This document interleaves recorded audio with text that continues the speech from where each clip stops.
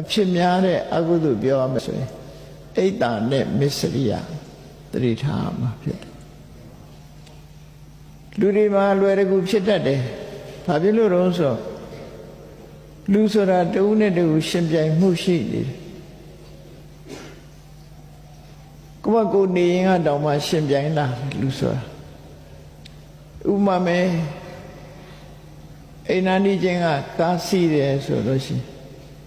ကိုလုံးငယ်တိမ်ငယ်လာတယ်ဟောငါတို့အိမ်နာနီးချင်းကကားဝယ်တယ်ငါတော့မဝယ်နိုင်ဘူးသူဘာလို့ကားဝယ်တာတော့အကောင်းမမြင်နိုင်ဘူးဟာဒီလူကမူရစေဝါရောင်းလို့ကားဝယ်တာလားထိပေါက်တန်လည်းမကြားပါဘူးဆိုအလိုလျောက်မနာလို့စိတ်တွေဖြစ်လာပြပြောလာအဲ့ဒါကိုအိတ်တာလို့ခေါ်တယ်ကိုနားမှာကိုအိမ်နာနေချင်းတယောက်တိုးတက်သွားရင်အကောင်းမပြောနိုင်တဲ့ဟာအိတ်တာအဲ့ဒီလူရဲ့ရင်ထဲမှာလည်းဘာဖြစ်တုံးဆိုစီပွားဥစ္စာတွေတိုးတက်လာတယ်ငကိုယ်တော့ကအတူတူအပူပူအနူနူပေါ့ကိုရူရန်တူဒီလိုနေကြတာအိမ်နာနေချင်းသို့တော့ကိုကကြီးပွားလာတယ်အခွင့်အလမ်းတွေကောင်းလာလို့ကိုယ်စီးပွားတိုးတက်လာလို့ရှိရင်ကြံတဲ့လူတယောက်ကိုလိုတိုးတက်မှစိုးတယ်ဆိုဖြစ်လာပြန်လူစိတ်ဆိုတော်တော်ဆန်းကိုလိုမကြီးပွားစေချင်ဘူးအဲ့လိုကိုလိုမတိုးတက်စေချင်ဘူးဆိုရင်ဒါမစ္စရိယဖြစ်သွားဗျာ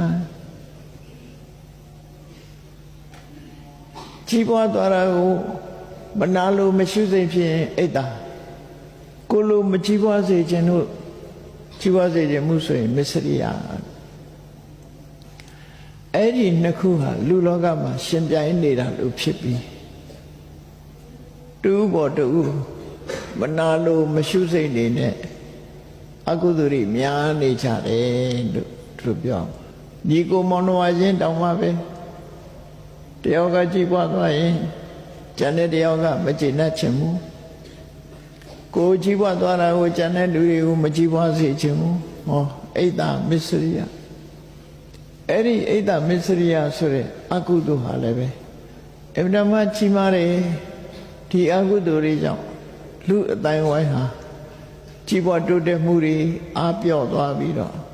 တဦးနဲ့တဦးမနာလိုမှုတွေမရှိစိတ်မှုတွေဖြစ်ပေါ်ပြီးတော့နေနိုင်ငံတနိုင်ငံမှာလည်းအိတ်တာမစ္စရိယရှိတာ